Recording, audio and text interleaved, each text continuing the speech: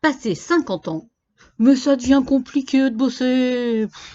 T'as toujours une Jennifer qui te sort. Ah bah oui, mais alors toi, tu bosses à l'ancienne, hein?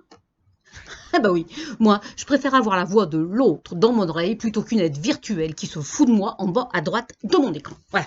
Tiens, l'autre jour, au boulot, j'appelle ma collègue Singe à Marseille. Tut, tut, tut. Le numéro que vous avez composé ne peut être obtenu. Pas de panique, Fanfan. T'as fait le zéro. T'as bien fait. Bah oui, le numéro, t'as pas bégayé de l'index, hein, ça c'est. T'as. Non, c'est bon, c'est ça. Je regarde le mail, c'est 89, 89 38 le poste, c'est ça. Bon, alors du coup, qu'est-ce que je fais? J'appelle le standard.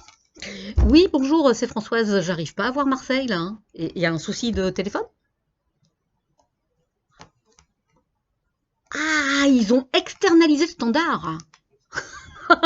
Et ben pour l'instant ça marche, hein. Les appels ils restent à l'extérieur. Alors là, hop là, personne ne rentre, hein. Même pas un coup de fil, bloqué, externalisé.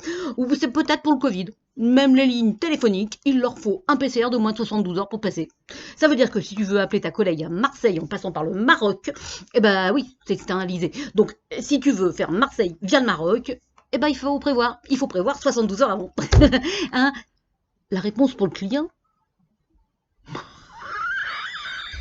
mais on s'en fout du client. On t'a dit d'arrêter de travailler à l'ancienne. Teubé ou quoi? Alors bon, moi j'ai quand même rappelé plusieurs fois. Et alors, miracle, j'ai eu l'externalisé au bout du fil. Oui, bonjour, c'est toujours Françoise à Lyon, là, et j'arrive pas à voir Madame Song au téléphone. Elle est bien au 89 38? Ah bon? Ah, c'est le 42 12. Ah bah oui, mais ces mails, ils sont signés du 89 38. Ah bah c'était avant. Ah bah d'accord. D'accord. Eh ben en fait, ça a supprimé des lignes téléphoniques, hein, ton externalisation, tu m'étonnes. Le temps d'avoir quelqu'un, mais les mecs, ils ont raccroché depuis longtemps. C'est une technique pour que ça sonne moins. Et puis en fait, ça te fait une boîte sans client, c'est plus simple à gérer. Voilà. T'as moins de SAV, tu diminues les coûts fixes au standard et au SAV, pas à la con. Eh ouais, c'est pas con ça, hein. Voilà.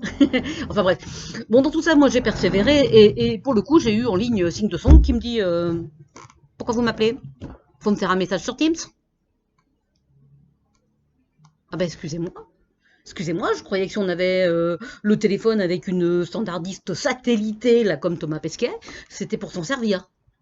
Mais faites-moi un Teams. Elle insiste.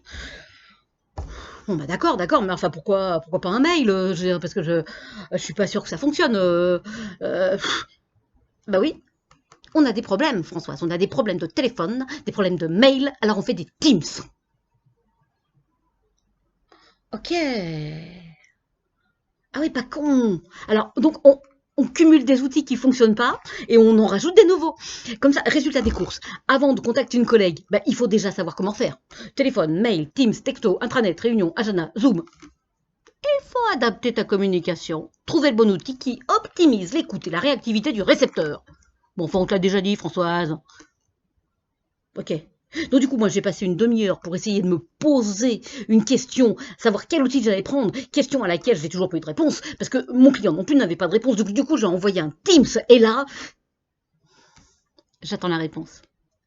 Bon, t'as raison, Jennifer. Avec ces nouvelles méthodes, hein, si tu laisses bien faire le génie, donc le génie faire, il fera disparaître tes clients. Et si t'insistes, il fera même disparaître ton taf.